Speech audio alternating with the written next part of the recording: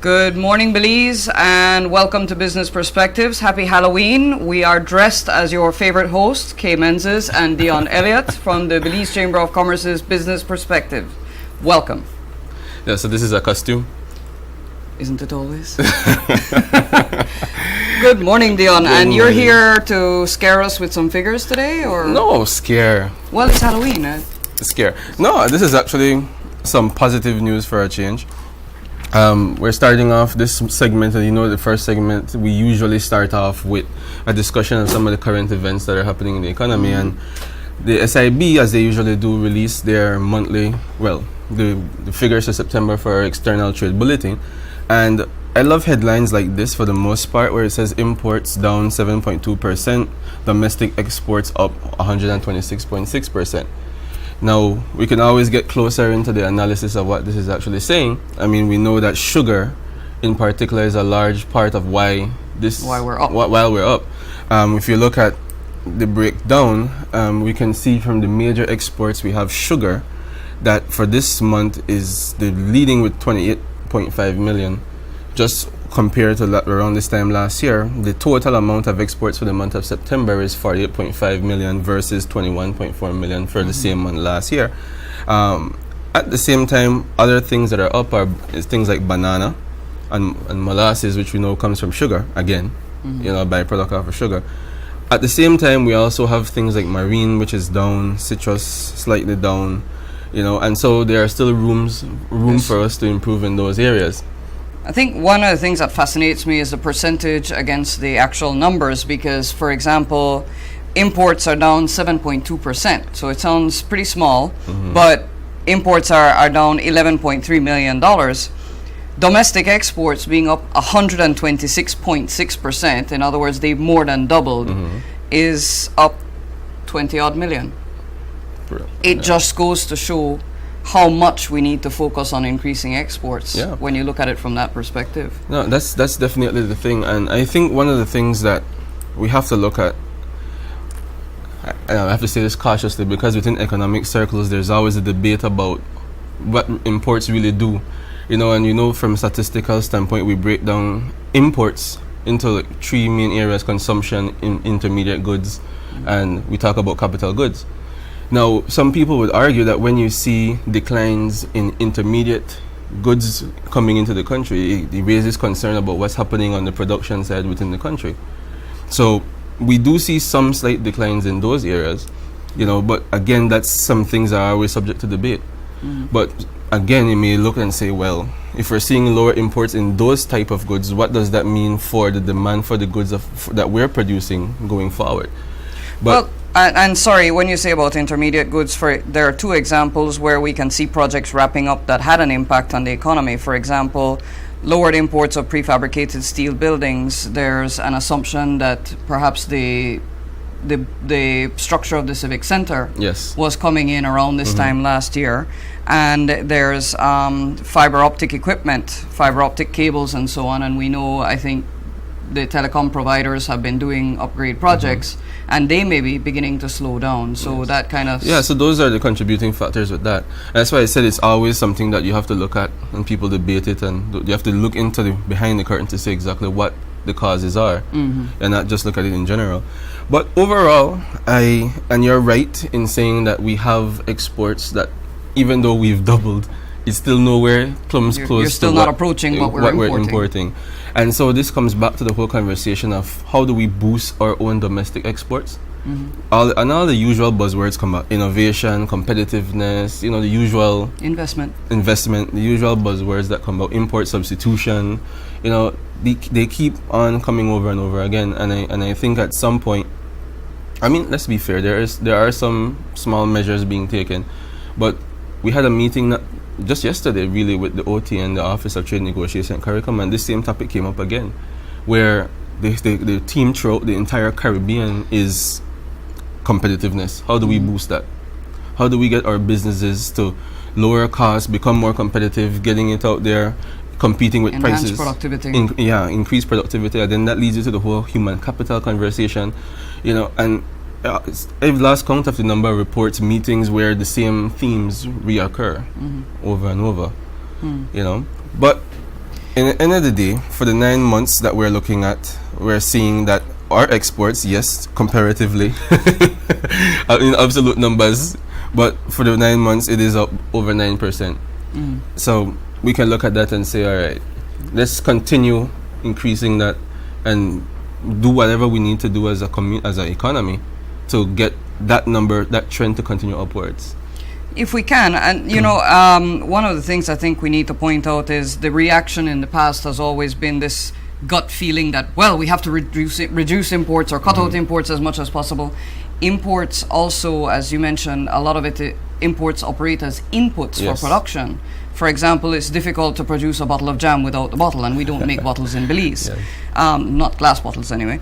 And so we have to look at now, we have to give up on the notion that you're going to cut imports to absolutely nothing, because then we have a weekend, you know, the weekend we had in Chetumal is an example of where people will find what they need anyway. But we have got to find that way to increase exports, and that's one of the reasons for the show, is to be able to discuss what is happening, because a lot is happening in terms of the productive side. It's just that it's all small business and it all needs to be encouraged to increase and grow. Yeah, I agree 100% with that. That would be today's optimism, no? Yeah, I mean, I try to. What is it? Glass half full guy. I try my best to look at the things from the positive end. I believe in, you know, where we do good, we make note of that. Although we know the problems that are continuing to exist, you know, we have a lot to work on. And we had Mr. Singh here last 2 weeks, and he was discussing the things that were occurring in that specific industry with citrus. Right. I mean, and our economy, I think we have to always remember that there's a lot of things in economics we would say exogenous variables, basically things outside your control. Everything from storms, hurricane is the key example. Diseases like the citrus greening that we were discussing last week and the week before. You know, we can't, even for some of our commodities, we can't necessarily control what happens on the international market by way of prices. So in this environment where we have to be especially flexible as an economy, able to adapt to a whole heap of circumstances. And to move to the next stage, because just as Mr. Singh spoke about, CPBL isn't just exporting concentrate anymore, it's beginning to do juices, it's beginning to do feed, it's using its byproducts. Yeah, and that's another buzzword, the whole diversification thing. So it's you know, adding value, that's the other the buzzword. But so you have to diversify, you have to add value, you have to be able to develop products that are your own, so that you're not selling at what everybody else pays, which is the point of a commodity price. Is I am paying, the price is 50 cents, I get 50 cents. But if I make a product and I do a nice label and have absolute quality inside, I might be able to command $5 where the next guy's getting $3. And that's more income for the economy and for the people living in the economy. So we are beginning to move to the next stage, but we need to highlight it and we need to encourage it more. Yeah, no, 100% agree with that. And on that point, you wanted to talk about CPI or? Well, the CPI is what it is. Again, the standard, we're up. We see overall the cost of living is up 0.7%. I think the overall forecast for inflation for the country for the year was averaging around 2% anyway. So really, overall, we have had very stable inflation for the last for several years. Really, we haven't seen anything above 6% in this country for some time. Now, again, there is always the overlap in the conversation between inflation and cost of living, which a lot of times people would say, well, yeah, you talk about 0.7% inflation, but when I go to the store, I can't buy what I used to buy with $100. I'm bringing home much less, you know, and there are several reasons for that. And I used to always remind people that when we look at the headline inflation of 0.7, really, it's a weighted average. So we have to start breaking these things down and look more closely at the different individual line items, where you might see, for example, transport is one of the main contributors to the increase, where that has some serious increases and spikes, versus some other areas that may stay roughly the same or decline. Right. You know, and of course, the SIB as a customer in other countries, they weight the index. So, for example, things related to housing and, you know, different utilities, those carry a heavier weight than for alcoholic beverages, things that would be considered optional or luxury. So, but overall, yeah, we're at 0.7% for that, and And it is what it is. I'm not. You said that. we might be quoting from somewhere else. Yeah. The issue for us there, I think, is that SIB comes up with these figures on a monthly basis, and we have other figures on a quarterly basis, and it's very useful to find out. For example, it might be interesting for folks to know that the inflation rates by municipality, Orange Walk and Belmopan, have actually gone down. There's useful bit of trivia. Whereas somehow the cost of living seems to be increasing in Dangriga most of all. So our president will have to find out why it is that his neighborhood is more expensive or increasing. Yeah. It may not be more expensive, but it may just increasing to a certain level, no? Anyway, but that's the cost of living in Belize. Yeah, and again, that has a lot of anecdotal conversation that comes out with that. I mean, I always hear people say that. Tell me no fool about how. I know where to pay and what how far my dollar to stretch. And there's validity to that. There's valid points to that. I mean, it's a statistic. There's room for error with different things, but I'm not even saying that there's room for error here per se, except to say that you have an index that is showing how prices increase relative to some other point previously. Yeah. Right? So compared to last year around this time, this is what the price was, this is what it is now, that's an increase of X%. And how does that relate to different things? But as I mentioned earlier, you have several different items, and each of those things carry their own weights. And so it's really, when you look at food, for example, if you look at where that food is increasing versus going down, even though it might be 0.7 overall, what is the food index saying? So when people go to the grocery store and they're saying that, well, I see the price gone up for this particular commodity, then... And some of it is out of our control. I mean, prices go up elsewhere and that impacts us here. Yeah, because we import a lot of the stuff that we buy. Right.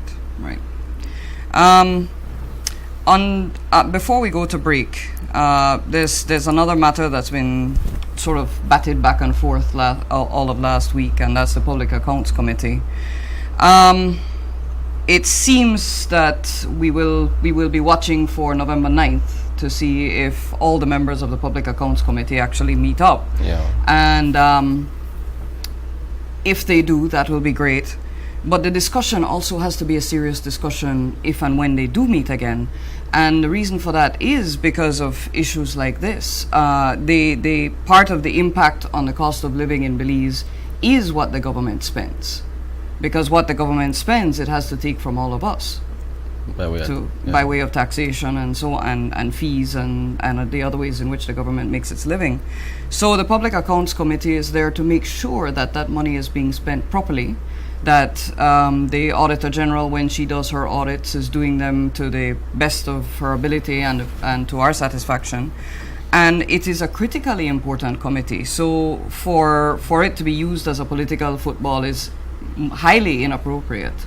And I think it's the hope of everyone who's paying attention that on November 9th, if they meet and when they meet, that they will consider the country's accounts from a serious perspective, from yes, it is a partisan committee with a majority of the ruling party chaired by the opposition party, but it has an interest that is supposed to surpass partisan politics.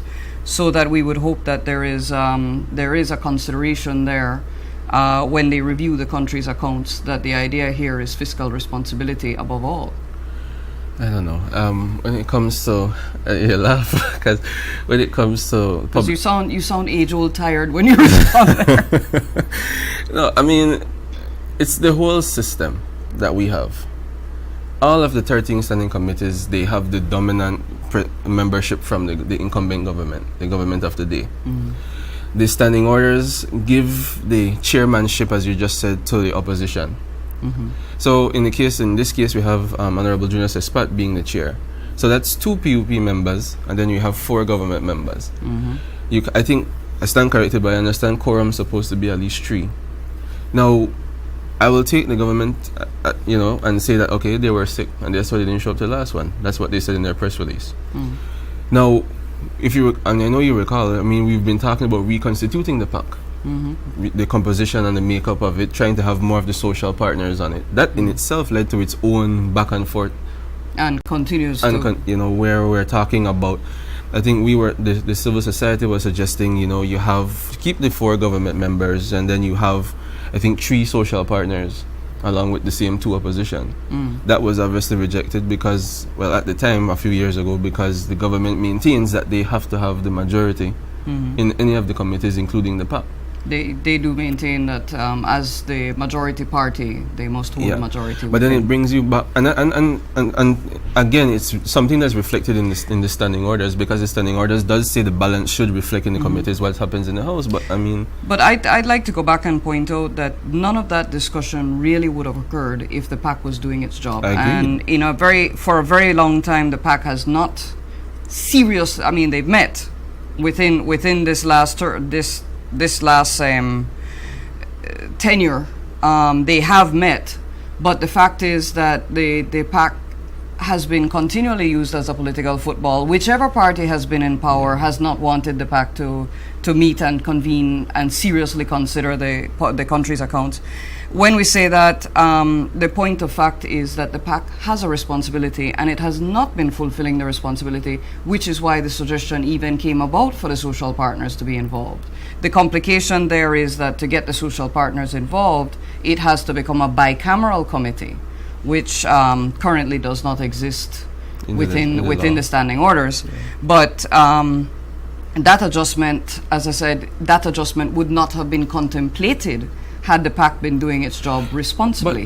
When I say responsibly, just meeting and saying we've looked at the accounts and that's that is not what the PAC was contemplated for. Realistically speaking, I mean, if you have a body such as the Public Accounts Committee, whose sole purpose is to oversee the spending of the executive of the day, did we ever at some point, I don't know when, believe that this would not have been the outcome?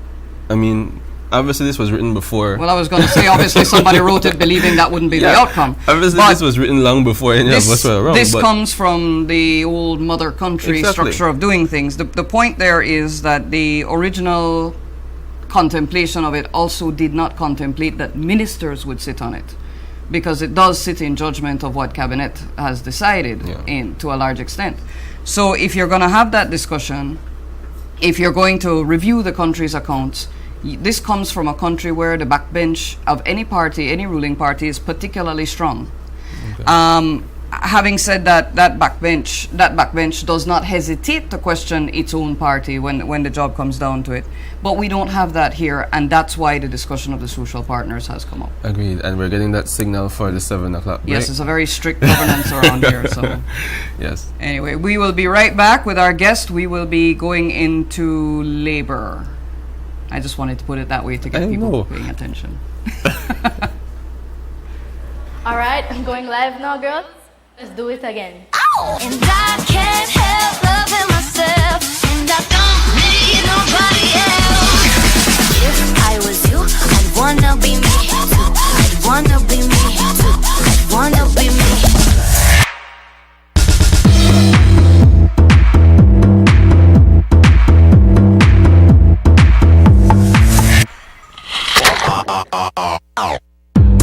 Stream, share this summer with the best mobile data and make it a fun time with Smart.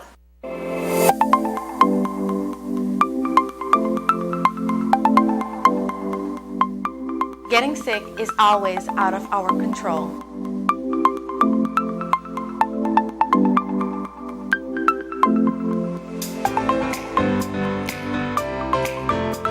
Welcoming a new baby into the world is always a joy, but with both scenarios comes missing time from work. Now, thanks to Social Security new direct deposit service for short-term benefits, life is easier.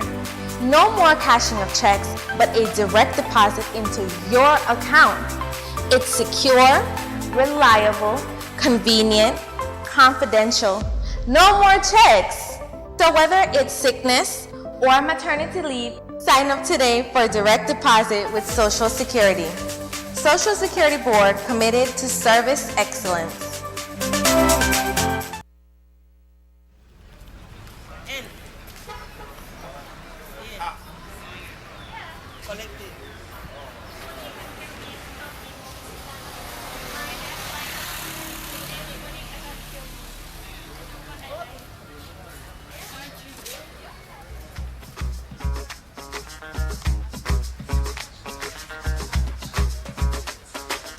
Kamege bailu ubole aya hairahi omegwa la paraguanya ilama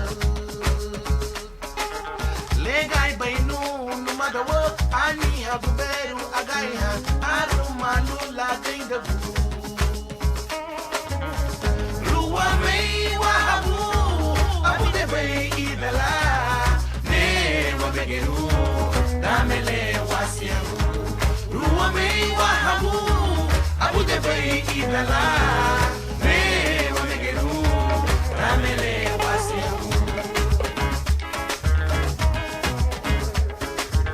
kamege deilu ubole aya hairahi owewa la fara wanya Abu Dhabi legai beinu numadawo ani haberu agaiha arumalu la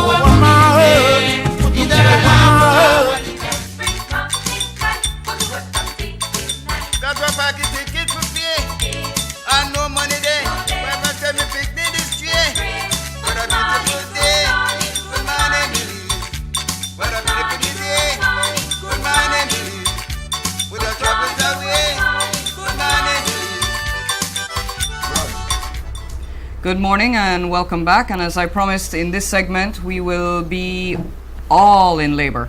Well, starting with Dion. Today, in this second segment, we'll be discussing the International Labour Organization and the Chamber's role as employers' rep. Dion, what is the ILO? All right. Now, I have a quick history here of the ILO that I will start with, and I guarantee you this won't be long. But the ILO is a part of the United Nations, and it was founded in 1919 to bring together governments, employers, and trade unions for united action in the cause of social justice and better living conditions everywhere. Sounds quite nice. And so we invited the CEO from Belize Chamber of Commerce, Mrs. Kim. Belize Chamber of Commerce, and Industry and Services. Anyway. Well, that. All right, Mrs. Kim Aikman. Because the Belize Chamber of Commerce is the employers organization affiliated with the ILO. And so she's here this morning to talk specifically in that regard as what the employer organization is and how long we've been that representative in Belize, and as well what do we do with that designation. Okay, Good morning, Ms. Kim. Good morning, Kay. Good morning, Dion. Good morning, Belize. It's my pleasure to be here to explain, because I think that many people don't realize that we are the employers organization in Belize. We represent employers on labor issues. Before I go there, I would like to go back into a little history of the chamber, though. The chamber started in 1920 with a group of businessmen who recognized the need to band together to be able to move ahead. Since then, 1920 to now, we've become the largest private sector organization, and that is what caught the eye of the ILO, that we were the largest organization. We spanned all sectors. We weren't just specific to one sector, and we also spanned different sizes of businesses. So we were very rounded in terms of issues that were affecting large businesses or micro businesses or any employer. And we were selected to be the employer's representative in 1997, is when we became the designated employer's representative. As a result of that, they have really supported us. They have done organizational reviews on the chamber to ensure that we are sustainable, that we are around for longer than from 90 years, 92 years, 98 years.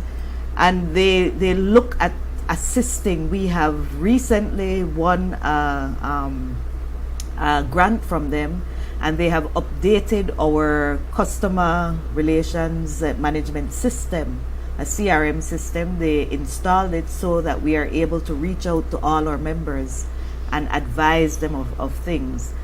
They also provide us a lot of training in the areas of labor. And because we are the employer's representative, we also form a part of the tripartite body of Belize. And the tripartite body means we have labor, we have labor, government, and the employer.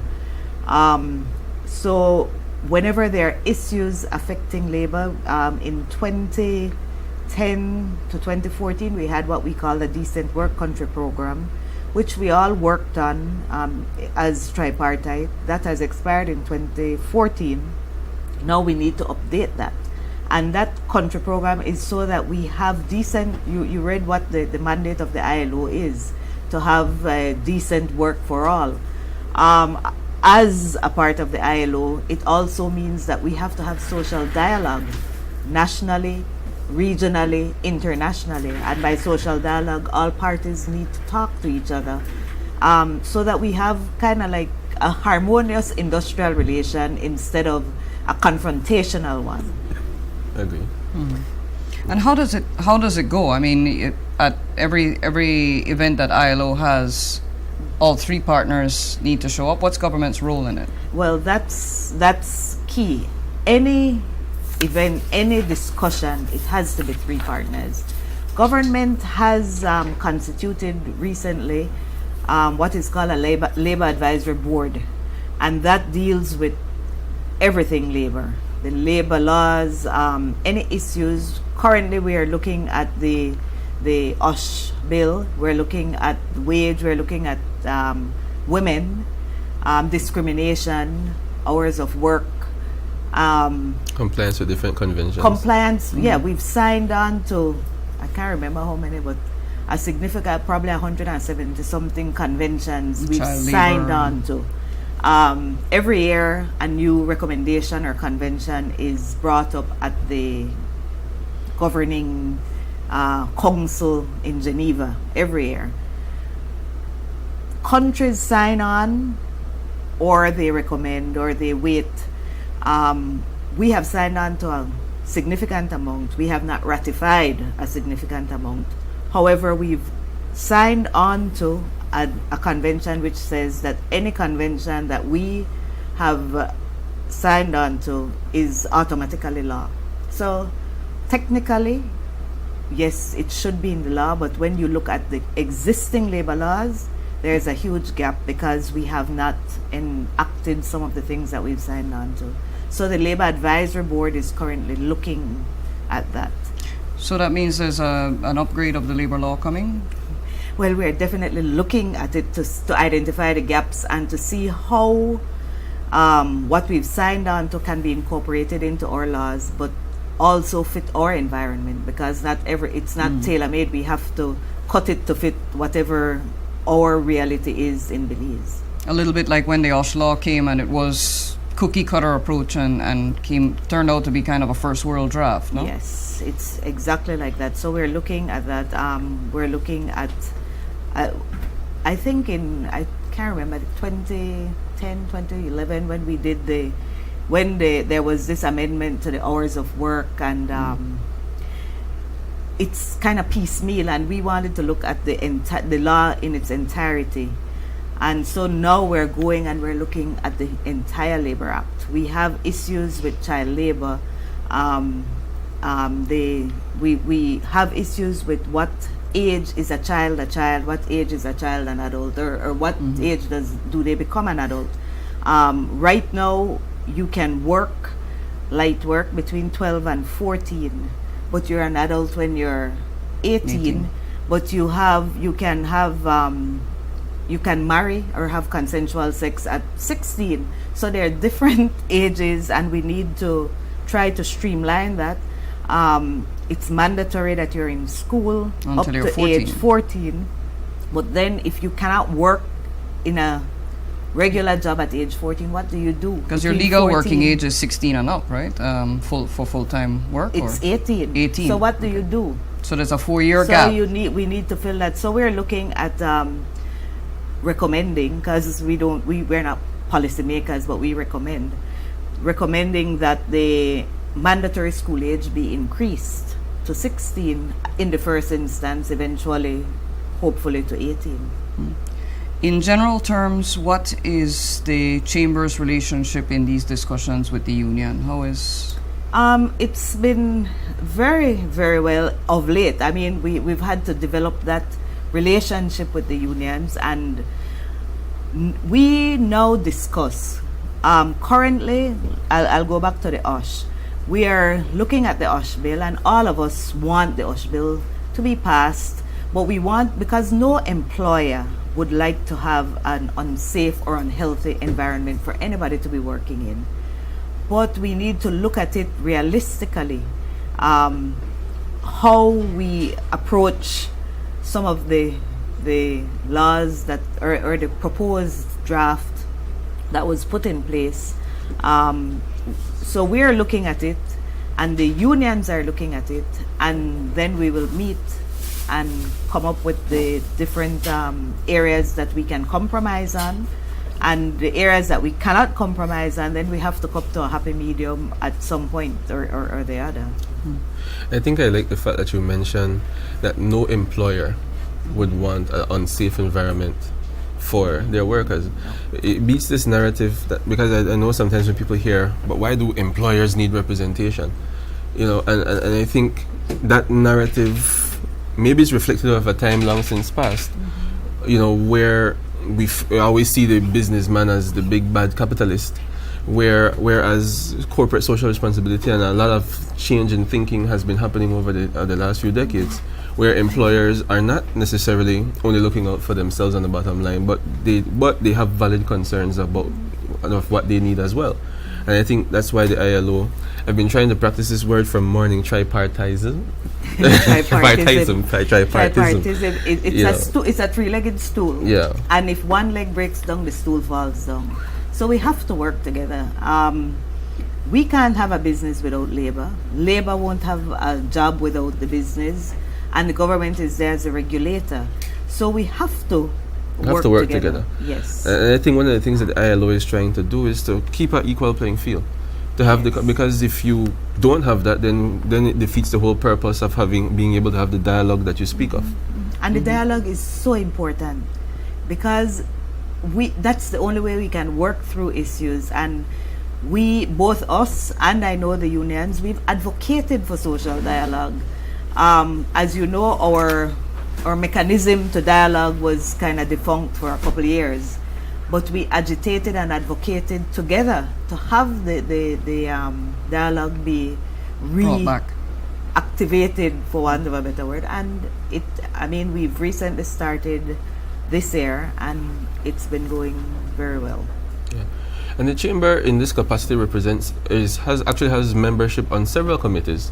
Yes. What are some of these committees? Yes, we sit, as I mentioned earlier, the Labor Advisory Board. There's a tripartite body which looks at if the labor meets the requirements to unionize. We sit on the National Child Labor Committee. Also, we do countrywide tours with the Ministry of Labor. They organize it every year.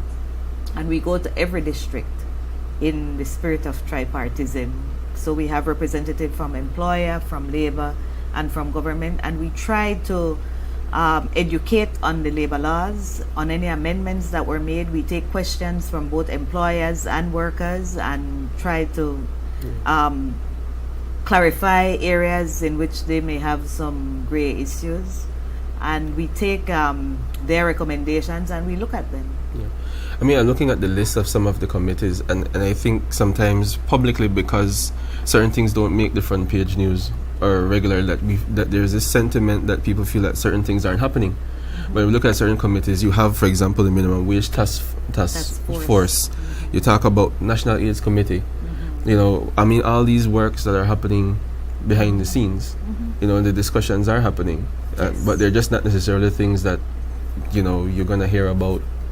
Oh yes, we discuss issues, but you're right, they probably are not at the forefront or on the front page news, and it's not sensational news, but they're issues that we have to discuss and we have to resolve.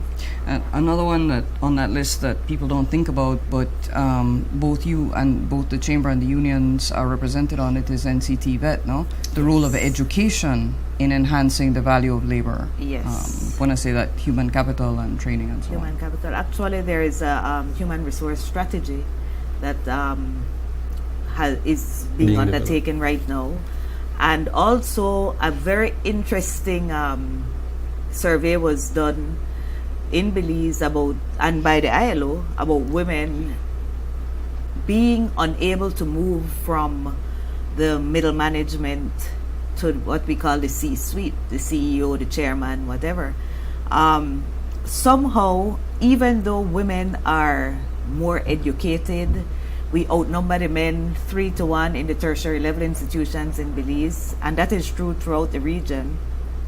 We find difficulty in moving up from that middle management into the C-suite. So we're looking at the reasons why. Why is this happening? And well, it's a lot.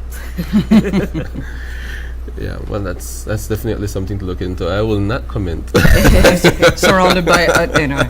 Yeah. I will not comment. Feel free to. So these are areas in which the ILO opens our eyes to look at it. And the survey, when I looked at Belize, I was in awe.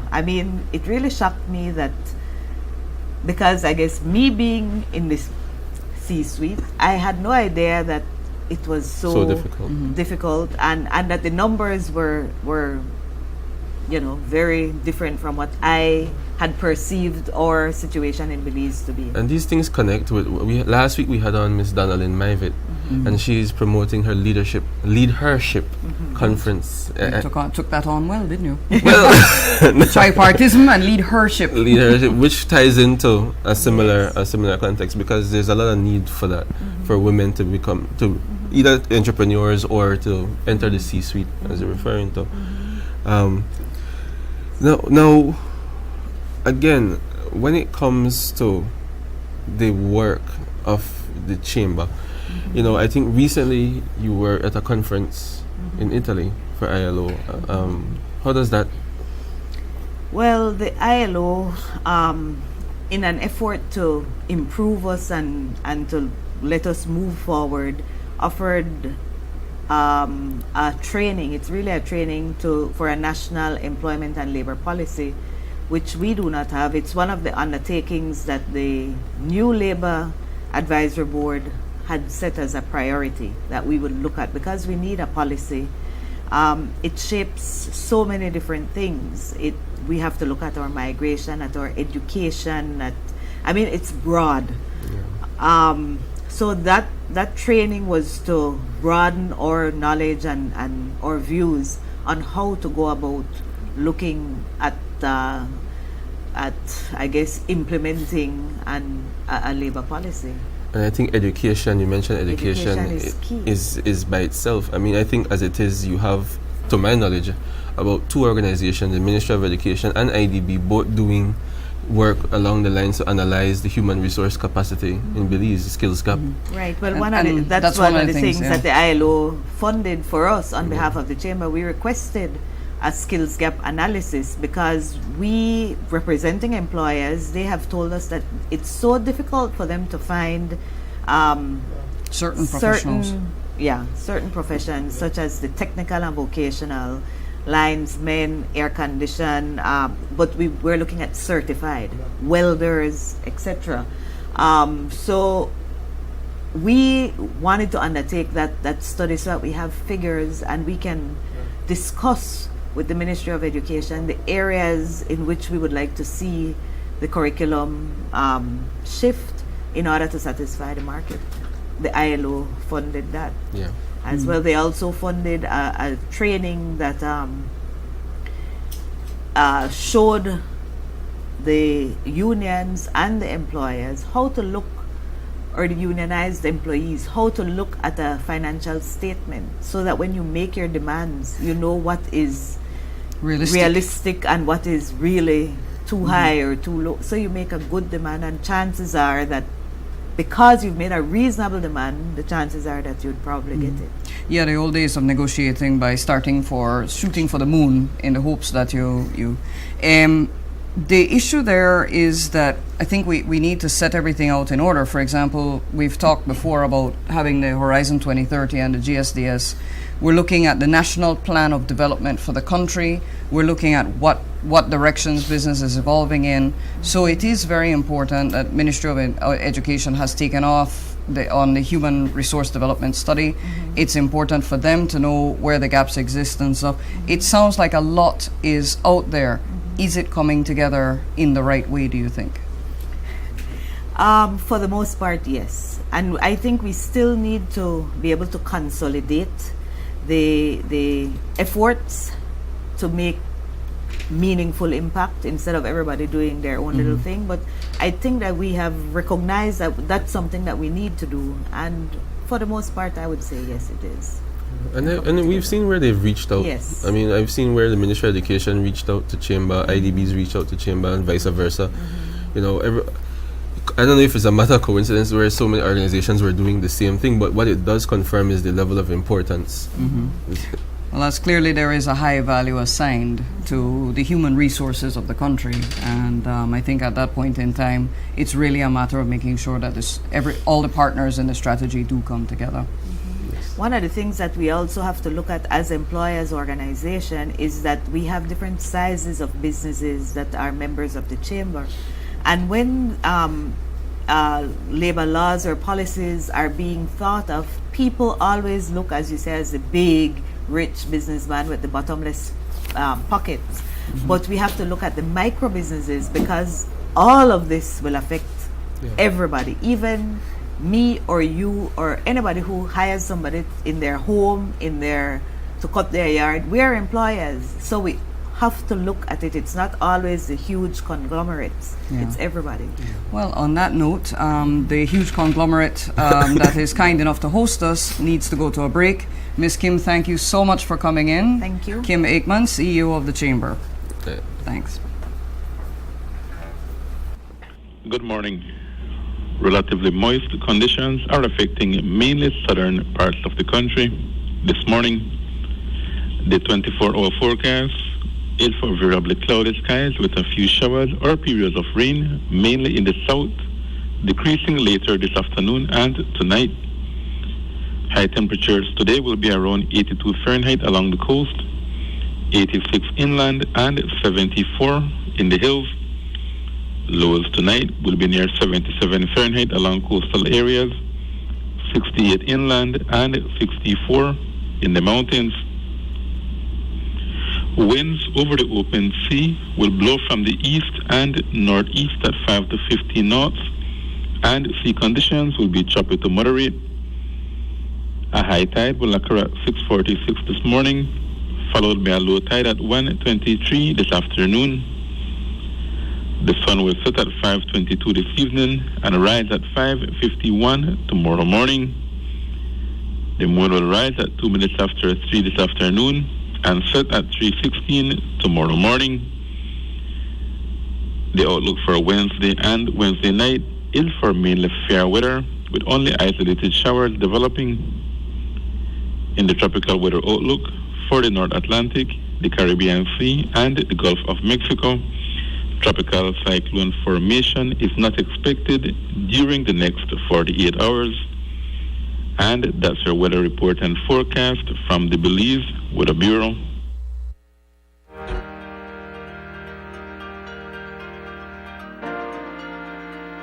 It's not just a job, it is mentoring. It's leading.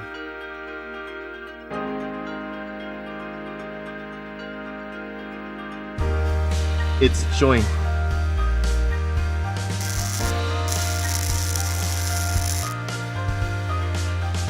It's building.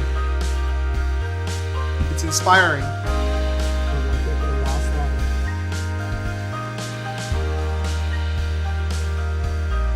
It's caring.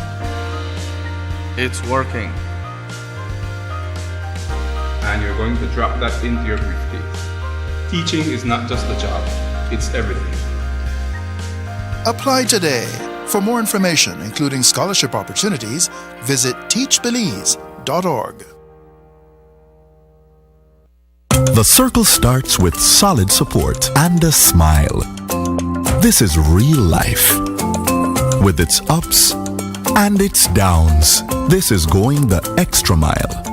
And the feeling you get when you can help someone along their journey. Through the twists and turns, we're here. This is Western Union, making sure your support reaches its destination. This is Western Union, moving money for better. Look for a Zetro location near you, because Zetro gives you more.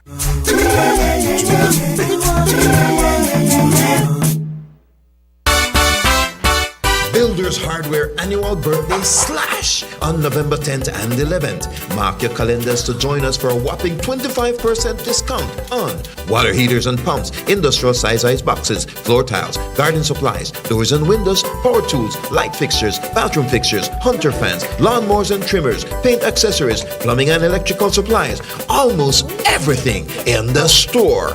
All paints and wood stains will be slashed by 20% discount right through to the end of December.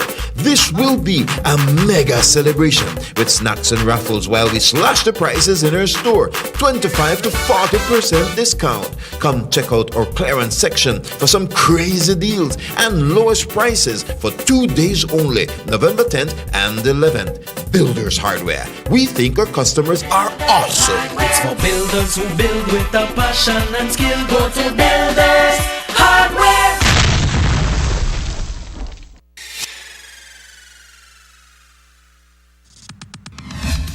Imagine what's possible when everything you need is in one place, where all of your information is shared across a system the moment everything changes. We've handcrafted the truly awesome HR software you've been looking for. Say hello to the all-in-one HR platform. Say hello to New People. With New People, employee records are transformed from boring old files that no one updates to real-time digital files that you bring to life. When you use New People, employees and managers can view all of their own information, and requests for a vacation is now easier to book, and applications are never lost. So, where would you rather be working? You could work in an old HR world where softwares are boring and the system causes more headache than they should. Or you can work in an awesome new HR world where your software is beautiful and friendly and where people are valued and fully engaged.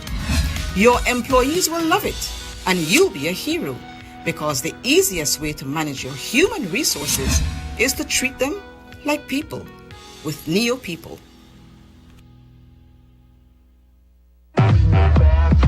This house got Wi-Fi or what? Buy you to worry about Wi-Fi, we come for party.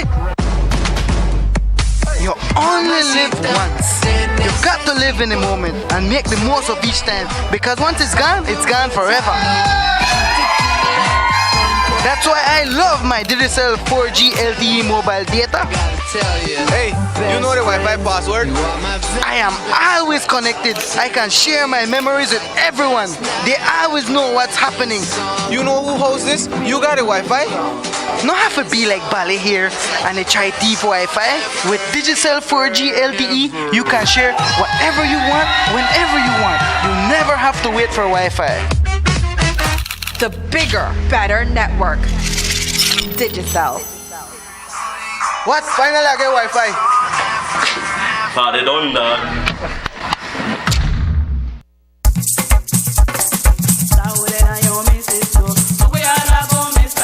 Haganya! Awaha! Haganya! Awaha! Ni duheyu, no madagu, low fulasagro, aba erumoa. Chuluha yotia dalu, Battle of the Drums, huh?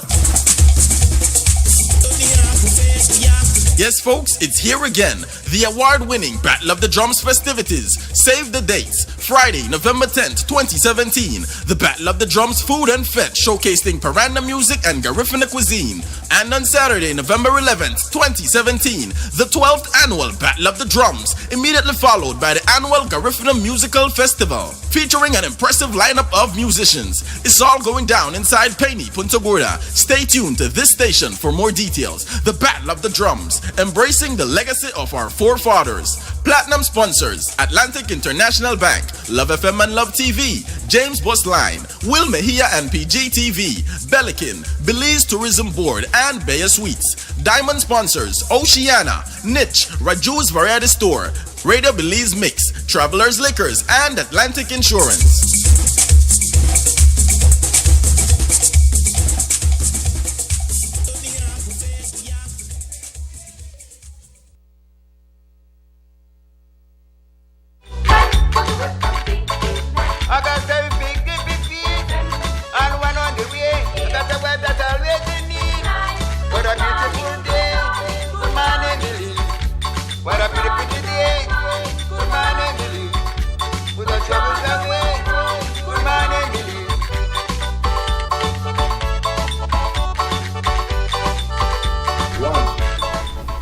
And good morning and welcome back to our Business Perspective Halloween edition.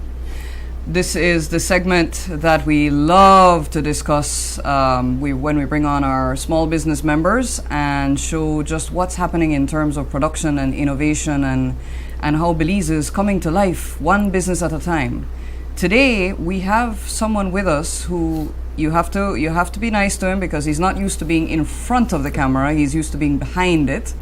But today we have Kenneth Grant with us, and he's a member of the chamber. He owns Night and Day Photography, and as I said, usually a lot of you will see him as a familiar face, but usually the face has a camera in front of it. So Kenneth, welcome and thank you for coming in. Thank you too. Welcome. Now, Kenneth, as I had said, I wanted first of all ask you about the name, and you said that there's a story behind the name, so holding you to that. Well, basically, Night and Day came off the. I like the fact of the belief of balance in life. Light cannot exist without darkness and what's not. Hence why the color scheme of our logo is white and black, and also the balance of it's me and my wife. So we do it together, half and half. We don't make any decision without each other, and so that's what we do, and that's what the name derives of. You should tell me that the minister. I think he was looking for something that would get you in more trouble. No, that's deep in itself. I mean, sheesh, the man just not throw your wife out there and say the balance between he and your wife. You can't chat. You can't say nothing about that. No, the show done. So it's you and your wife both. You're both before Dion gets in more trouble.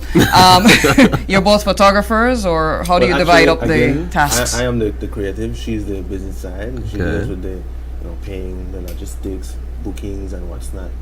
I just create, shoot, and all fun stuff. I just create.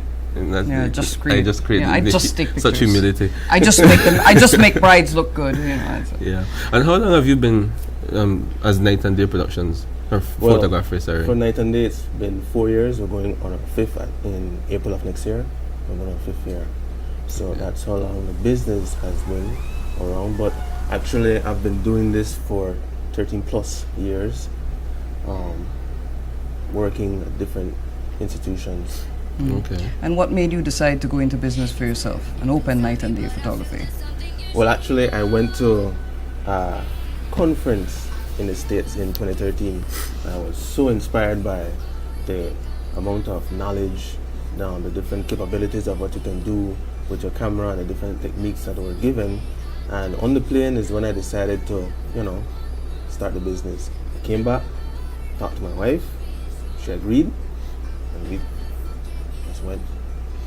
And how's it been going? I can't complain. It's been going more than I expected.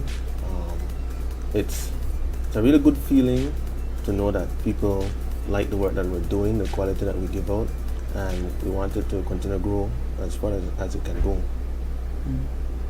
Nice. Now, I know we're showing some of the work that you do on the screen for those who are watching by TV. Okay. But what are I saw weddings, but what all areas do you usually work with? Well, initially we started with just photography when we did the company, because I had a full-time job. And it started out with family session. Kids were mainly known for kids stuff. Okay. And then we evolved into weddings, followed by, since I'm doing it full-time now, commercial, corporate videos and different things like that. So we're the full package now. And you said just to be clear, you started off while still working, or when you came back from that conference, you're saying you jumped straight off into it full-time? No, I was working. You were still working, right? Working. I had a full-time job, so I knew I couldn't do the full thing. Just the photography we started and see where it would go. And afterwards, it started to grow and grow and grow, and we made the decision to go full-time. Right now, you and your wife are the only employees? We are the main full-time employees. We do have others that we work with by projects, or depending on what all is needed. Then we work with other people as well. Okay, so you keep the staff keep it flexible like that. Now, when it comes to this particular field, I'm assuming that it does require some technical skills, knowing how to work the camera. I mean, you always hear people talk about aperture and all these type of fancy words that come up. Was this something that you formally trained for, or this is something that you picked up over time on your own? Actually, it's over time, but over time through various teachers, through the production houses that I worked, and different trainings, and also self-taught with some of the other things from through online. You see, the reason I asked that is because I always we had Mr. Gongara here not too long ago, and he you would have heard his story about his standard 3. And one of the things that I always try to promote is, while I am a big advocate obviously for formal education, I always like to hear these type of business stories where people learn things as you have just described. You mentioned what? Internet. Yes. I'm assuming YouTube. Exactly. YouTube becomes your best friend and it teaches these things. I mean, what would be your advice to some young up and coming entrepreneurs, probably young guys who probably have some skills with the camera and are saying that they can't do anything because they don't have the formal training in photography? Well, the way how I train myself is you have to be observant of everything around you in real life, because that's what your story or what you're capturing is supposed to do, capture different things and let people feel and remember that time or that moment. So what you have to I would say study real life, because that's what you're mimicking through your camera, and do your creative. I mean, yes, you have to learn all the technicalities and what's not, but a lot of people get driven too much into the technicalities and forget how to be creative, forget to express who they are through their work. And sad to say, when that happens, it shows, because it's the emotion of the photographer also translates into the picture. Correct. So if there is no emotion, it becomes very cold. Exactly, and you have to find a way to stand out with so many people doing it. So many people have cameras. I mean, your phones are so advanced now.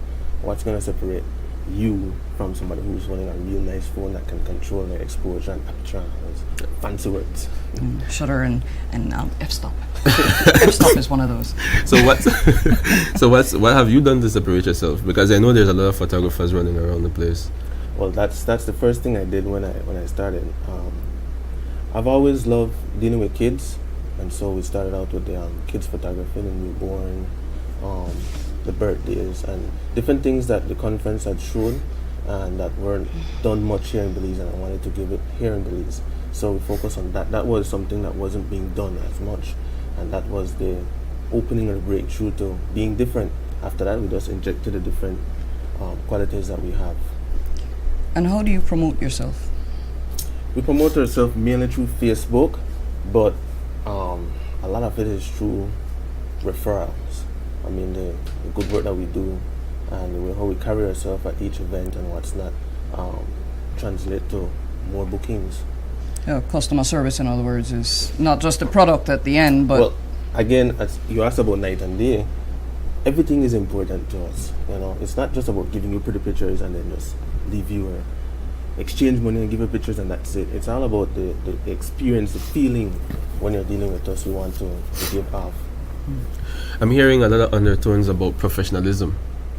Really, I mean, because I know I've seen and heard certain people give experiences when they have an event, the photographer takes their photo, and then they have a difficult time getting that photo from that individual on time. You know, and those are the type of things that I'm hearing from you, that it sounds like night and day work to make sure that's not part of the problem or the challenges that people would have. You know, because nothing is more annoying, I think, when I have a wedding and I have to wait so long before my photos show up. So it sounds like your emphasis is on things like professionalism, quality, and as Kay pointed out, customer service. Correct. So, I know it's impossible to be perfect. You know, so we do have our times when we're behind on schedule, but we try to keep that open conversation. Don't leave our customers or clients in the dark. Let them know that or if we're late with our stuff, then we make an effort to deliver it to them. So because it's on us, and we try to do different things to compensate for the lack of time or what's not, or not being on time. But mainly we try to aim to be on time all the time. And I think that's how people ask for, And truthfully speaking, I mean, like you rightly said, there's no one human being that's perfect. There's no organization that will not have those hiccups.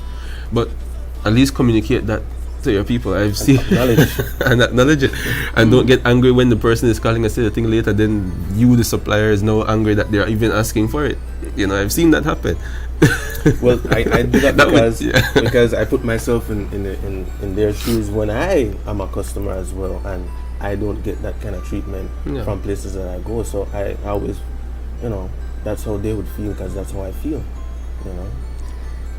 Tell me something in terms of, and I'm going off a little bit off tangent right now, but I'm looking at the pictures that they're showing up there, and kids' pictures can be the best, most rewarding, and also most difficult and nightmarish moments.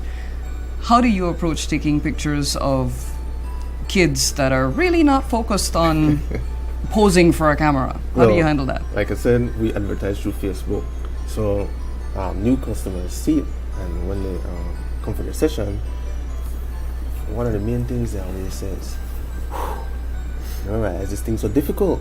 And they're not taking the photo, but it's just the kids are all over the place. But like I said, I'm just patient with kids. I have a lot of patience, and I know exactly what to do, how to do it, and when to take my photos, when to give a little break, you know. So, but it's rewarding to have every child that comes to us get their photos and get those photos that the parents say, oh, I love it. Can't believe the capture I'm kidding. I had to ask because I see beautiful, almost candid shots up there, and I know they're not quite. Trust me, they're not like that. A lot went into that happening. So, tell me something. Future plans. What are you looking forward to? What are your plans for expansion that you can tell us about? Well, like I said, mainly right now it's just me and my wife full time, and we have a part time people that work with us as well. But one of the things we want to do is to grow our staff. We want to go deeper into the production area of Belize and start to tell more stories through our lenses with video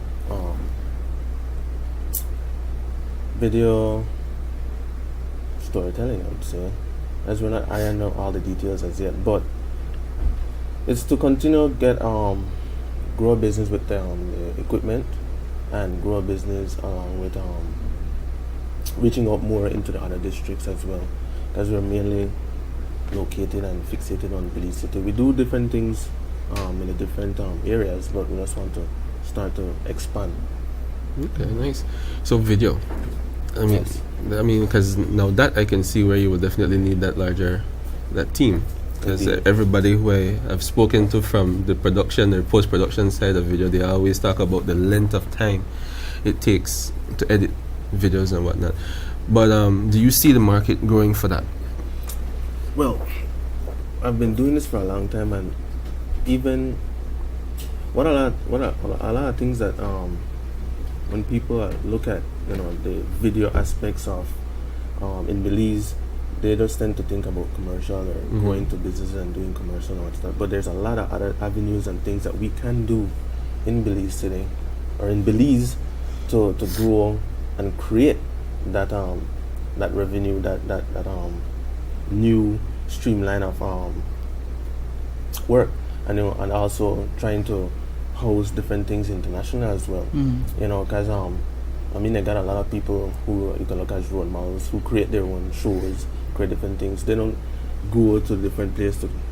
Everybody go to this one pool and then try to eat off of it. You have to create your own stuff, and like I said, that's what we did with our photography. We created that area. We did our stuff. Other people are doing it as well, and that's good. And we want to continue to be like that, to push. So you're targeting niche. Sorry. Well, no, I was just going to say it's good to hear that you're contemplating work outside the borders as well as for a Belize audience, because we have an incredibly photogenic country, and it seems to me that you should be able to pull in a fair amount of work from across the borders, no? Correct. For the photography wise, we are doing that already. We do a lot of conference for people that come into the country on different photography work. But my aim and my dream from before I even did night and day was always to break through into that international market.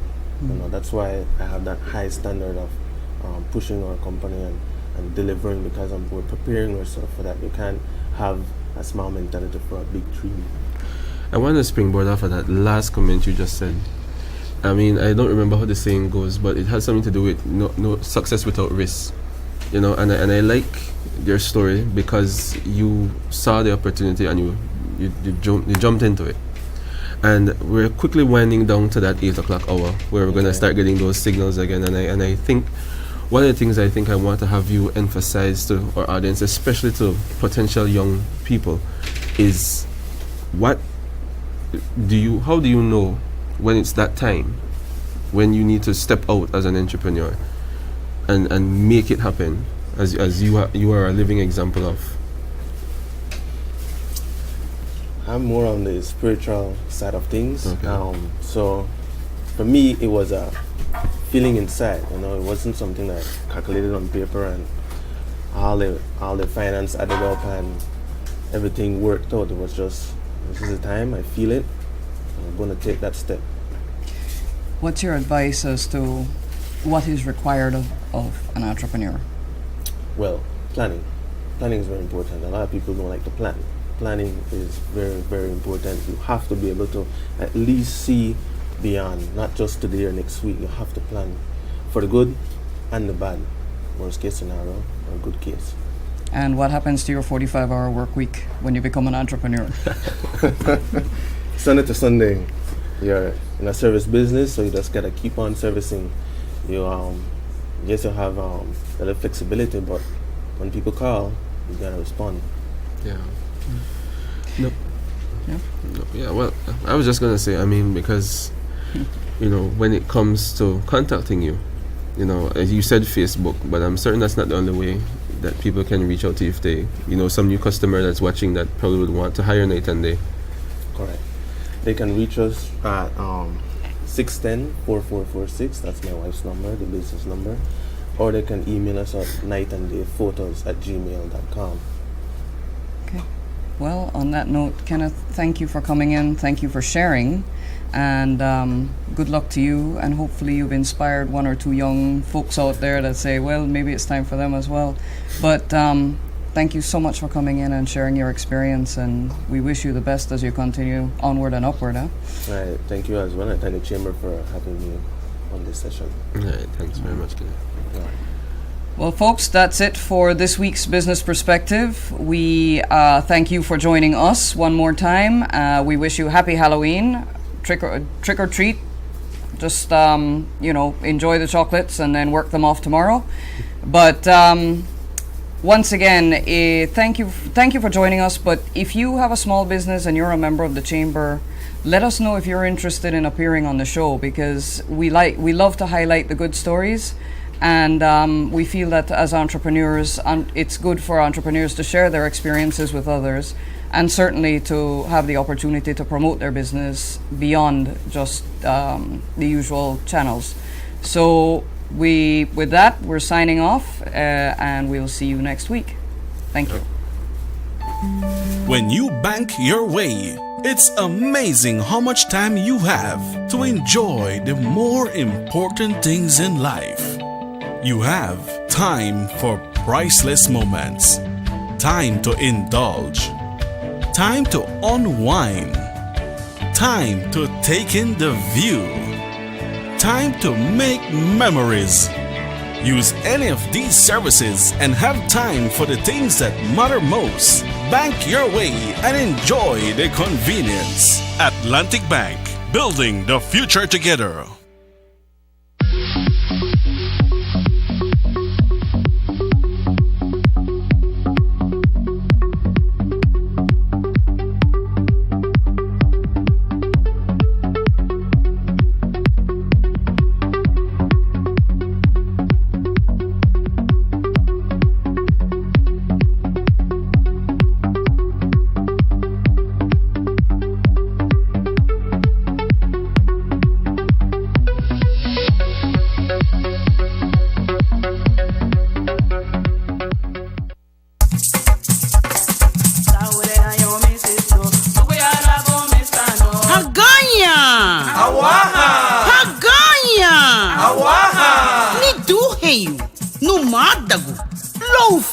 Siguro aba irumo tuluha yaw ti adalo Battle of the Drums.